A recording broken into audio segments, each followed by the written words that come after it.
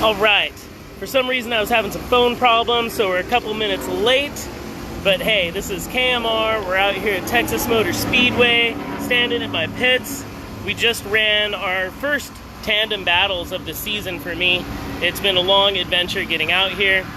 Obviously there were some COVID related issues that we had to conquer, but we are so happy we were able to not only get out here, join Texas Formula Drift, bring American Ethanol out, bring our RX8 out, and also bring out our new partners, Renewable Lubricants. And so what we're gonna do here is a little tech talk, a walk around my RX8. People are welcome to ask questions. I'm gonna try to give as much information up as I can about this car, our setup, the fuel we run, the oil we run, and why we do these things. And obviously first I really got to give a huge thanks to my family, my wife, dad, my kid.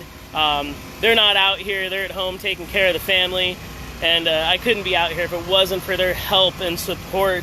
And then I also want to thank my crew coming out here, big adventure, very grateful. And then I also have to thank, obviously, American Ethanol for helping me put this little workshop on and always having our back. Clean burning, high octane, cool burning performance and road going fuels. You should check out Ethanols. All right, so I'm gonna switch the camera around and we're gonna start to do a little walk around of this beautiful 10,000 RPM, 1,000 horsepower, 30 pounds of boost Mazda RX8. That's enough of looking at me. All right, so we made a lot of changes this year, many upgrades. We've also been continuing with the same chassis we used last year in 2019, so we were really happy that we were able to continue development. It may look very fresh, obviously the bodywork, we've got new suspension components, but this is a continuation of what we ran last year. So we'll kind of start with our interior. Everything's been seam welded. We painted it in-house. It's a little beat up. We run a Sicky lay-down e-brake with the remote reservoir. It's very smooth operating, very consistent. I recommend separating your brakes from the e-brake system and running twin calipers if you can. Obviously tied-in systems work fine. I've ran those before, but having a nice e-brake that you're comfortable with, meaning, you know, if you drive a simulator, set your simulator up the same as your drift car. If you learned in a street style car, which my original drift cars had lay-down e-brakes, so I've really continued with that, and my simulator has that same style, so everything's very consistent for me. We're currently running a 5-speed Hdt Transmission. It's a sequential gearbox. I'm really happy about moving to a sequential. We did this a couple of years ago. I've been able to get more familiar with it, but being able to utilize the high RPM rotary motor and different gear ratios have been a lot better for us. Let me move my way around and we'll take a look at this beautiful engine bay.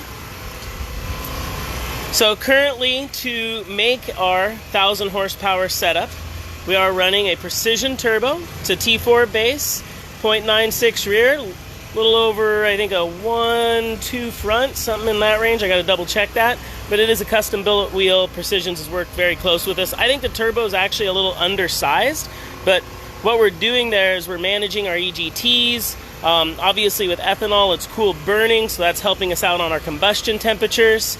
And we're able to run slightly undersized on the turbo, which a lot of professional drifters do, because what that's going to do is give you a stronger mid-range power band. And in drifting, it's not about peak horsepower, it's about that sustainable horsepower and good torque to come in behind it. We've got our cooling system coming in from the back, radiator in the back, so it's 2-16 AM lines. And we've got a direct port nitrous oxide system that's generating just shy of about 150 horsepower and getting us up into that 1,000 horsepower range. And we're well over 1,000 horsepower at the flywheel. Our cooling setup is pretty unique. We run a stand-up front intercooler, getting as much clean, cool air into the car as we can. Twin Mishimoto oil coolers that are on 2 16-inch puller fans. The way we have the fan setup is actually triggered via the Haltech ECU. So they're coming on, controlling our oil temperature, so we're always able to keep a consistent oil temperature. It's not based off of the same channel as the water cooling system. We've actually divided those two.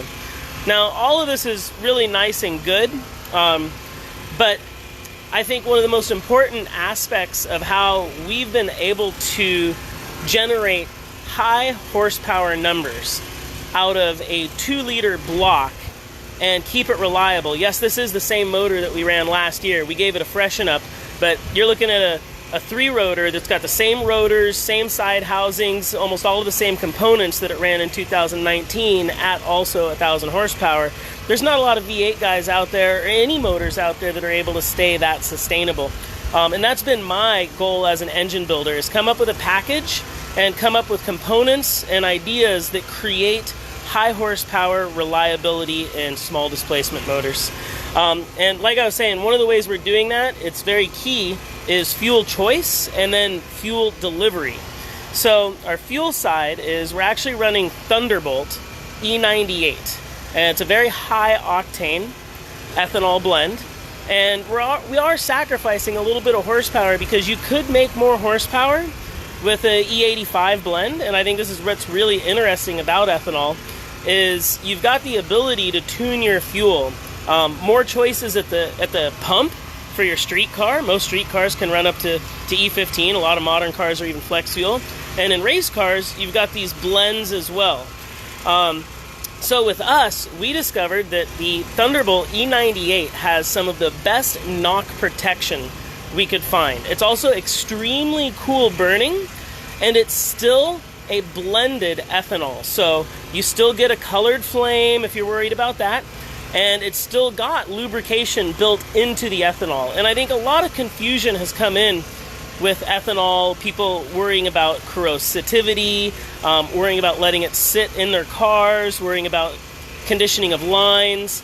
And I think at this point, most of the automotive industry has already adapted. So not only do you have to not worry about it because almost everything modern is already compatible, but even in a lot of my race cars and street cars, we've been able to put ethanol directly into those fuel systems and have had no issues. I've been running ethanol for over 10 years now.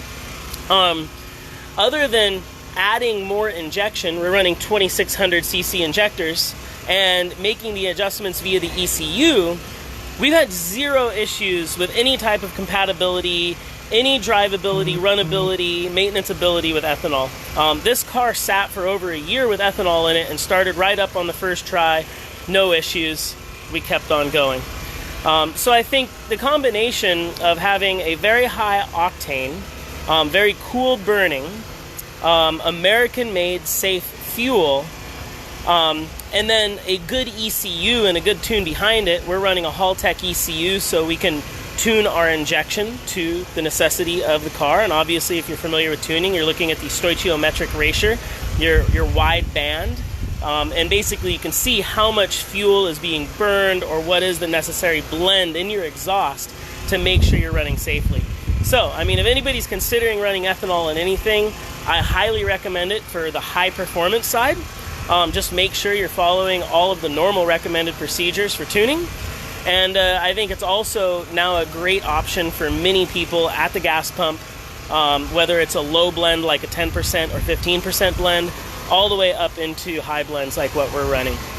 I see some questions are coming in. He says, why is the stand-up better than the V-mount situation? And I mean, I was a big V-mount fan. For a long time, I ran V-mounts. So I think one of the reasons was in Formula Drift, we had to get our oil coolers inside the frame rails. And when you're going for such high horsepower numbers and you know you're running a slightly undersized turbo, you're generating a lot of air intake temperatures.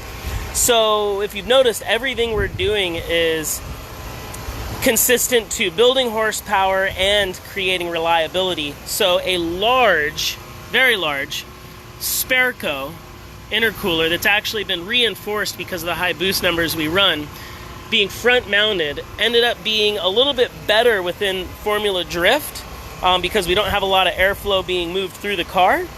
And it gave us a nice way to keep our oil coolers and fans all packaged together. And yes, in this application, and I think it's depending on the application and what you're racing, this setup did give us better cooling, both for oil temperatures and our air intake temperatures. And that was, you know, just one of the things we had to play with, I think, you know, through time. You know, Tammy, hi. Paul, what's up? James, thank you. It's Beefy 3 rotor. I really appreciate that. You know, this is a lot of fun. These blocks are studded, just like a piston motor. At Mazda Tricks and KMR, we go through, we stud the blocks, so as boost goes up, as RPM goes up, you're limiting how much a rotary can twist, because they are kind of a stacked sandwich block. So that's one of the issues that I think also can harm reliability. We're running Ngk Spark Plugs. You can see some of our ignition coils right there. They're labeled with tape because the paint was wearing off. One of the few things left on the car that is OEM are the headlights and tail lights. Rap Legends was nice enough to give us some color right there. What's up, Friss? Thanks for tuning in. We've got some new Xxr wheels on the car, going with that single stripe look, WP Pro brakes that we import. Nice 6-piston setup, super lightweight, lighter than stock. Very good on heat dissipation. Xxr Fabrication did a bunch of the welding and work on it. We did make some other improvements to the inside. We picked up a new Hall-Tech dash. I'll kind of come around to the far side. We can check that out.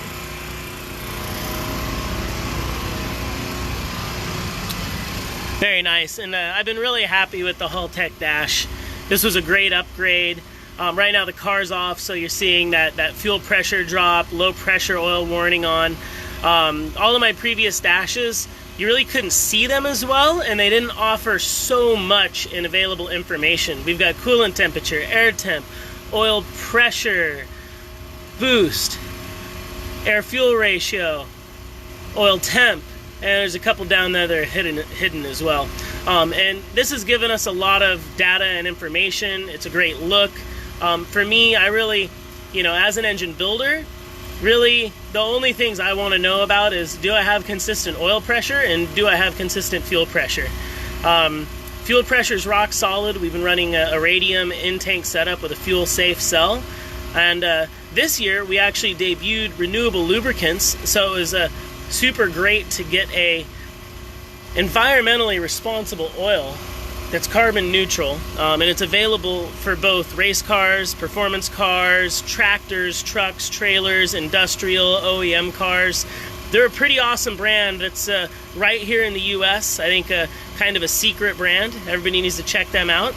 But one of the things I've been able to notice on this new Hall-Tech dash is that my oil pressure is rock solid. High temps, low temps, through the RPM range.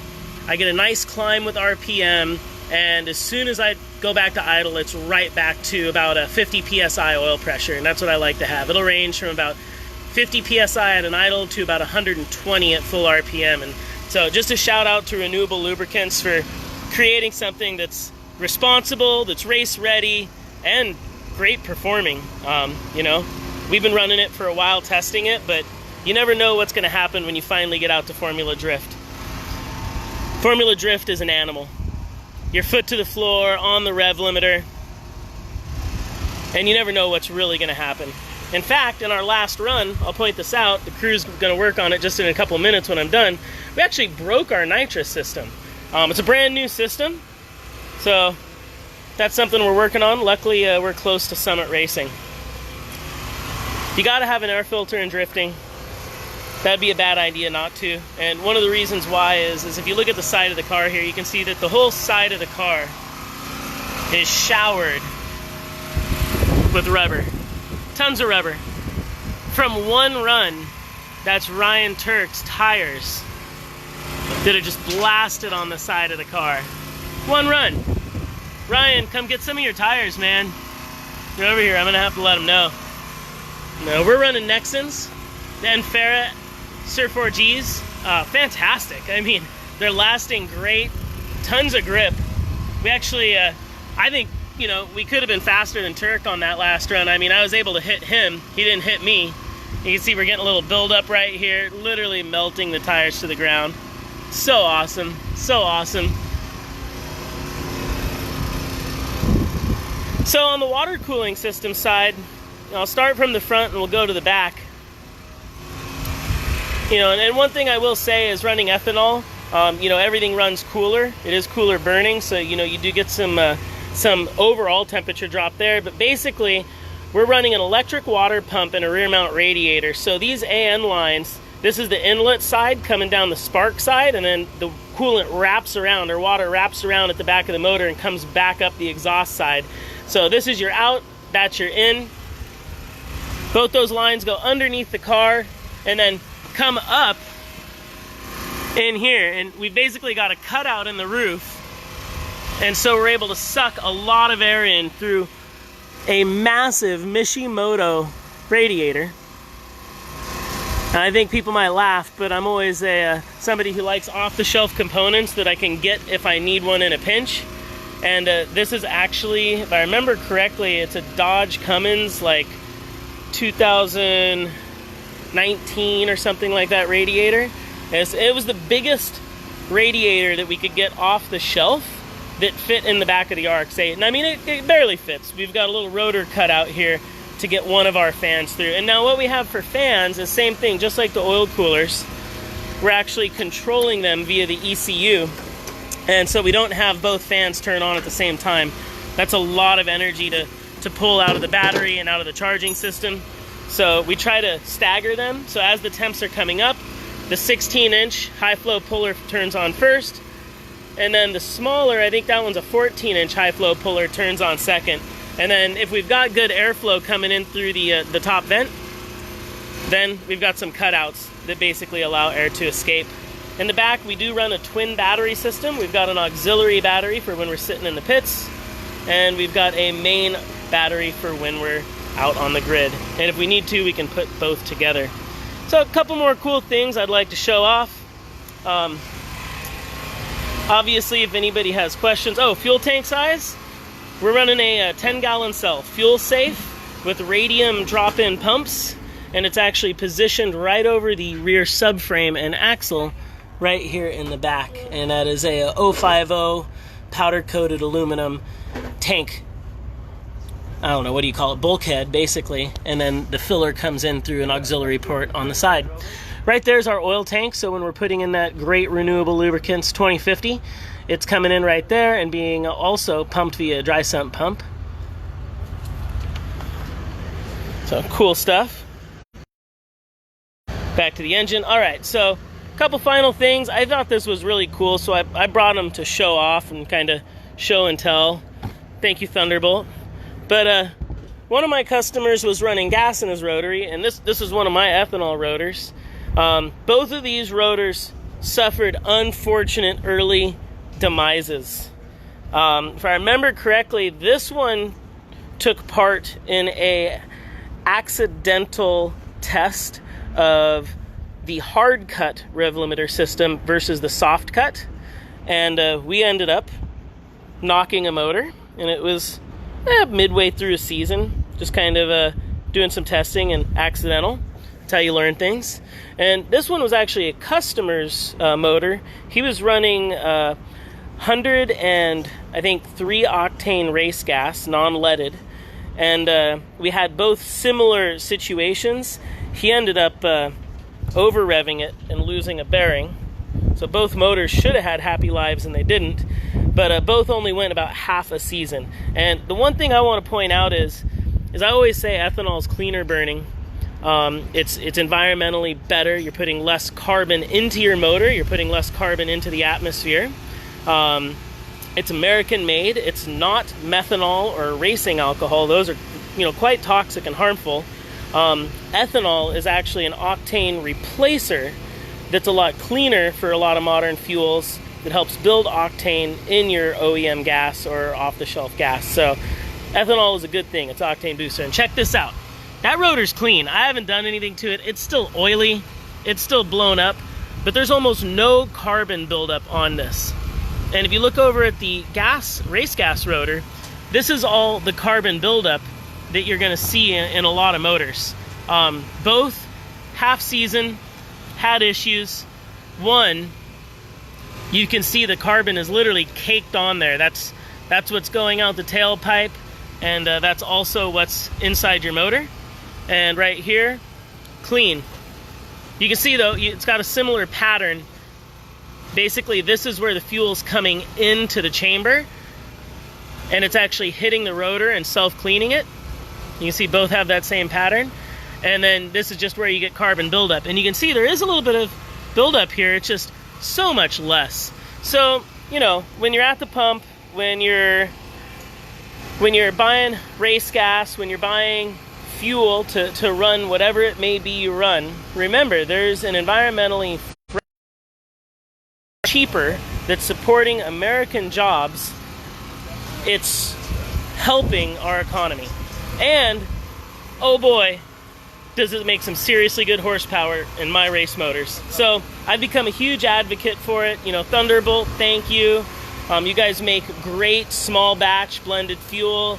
You know, and even on the larger scale, all the big producers out there that are helping support right now our hand sanitizer needs, because a lot of that is being made from ethanol. We're just super grateful. So if everybody likes this kind of talk, feel free to let me know. Maybe we can even do another one tomorrow, and we'll do 2 this weekend or something, but we're going to try to do more live KMR race car performance workshops where we can go over the car and basically explain how we make horsepower, how we keep it reliable, and what we like to do, which is have fun. I always like to have fun. Drifting's all about having fun. Yeah, I like that. Somebody says what goes in must come out. It's so true. I mean, I don't know if I'm supposed to make this comparison or not, but you think about what ethanol is. It's corn or bio product waste that's turned into alcohol, ethanol, because of starch and sugar. That's basically what whiskey and vodka is. When you think about race gas, methanol, racing alcohols, those are cracked industrial petroleum products that are highly toxic. So I don't get a racing hangover from the fumes coming out of this car. I always feel better about my crew who has to handle these kind of components. Being able to run an environmentally friendly, earth-kind fuel is, I don't know, I'm from California. I like going in the water. I like having a good time, and I like racing. So I just think it's a great choice. And then being able to partner with Renewable Lubricants, all these other great companies, I feel blessed to be out here. So again, very happy to be out here in Texas. Oh, the fuel's pumping some ethanol right now. Team's got it going on, so work it. It might need some lube. Yeah. So yeah, you can see right here, 98. Thank you, Thunderbolt. We got a new War Wagon. All right. I don't want to drag this on too long. Any other questions, maybe save them up for tomorrow. Super grateful for everybody that tuned in. Thank you, American Ethanol. Thank you, Renewable Lubricants. Thank you, Thunderbolt. Thank you, Mazda Tricks, Mazda USA, Brave Energy, Xxr. I know I'm not going to get everybody in there, Ngk, but I'm happy to be out here. 2020, right now, doesn't seem so bad. We've got an ethanol-powered rocket ship. Thanks, everybody. Feel free to ask more questions. We'll do another one of these soon.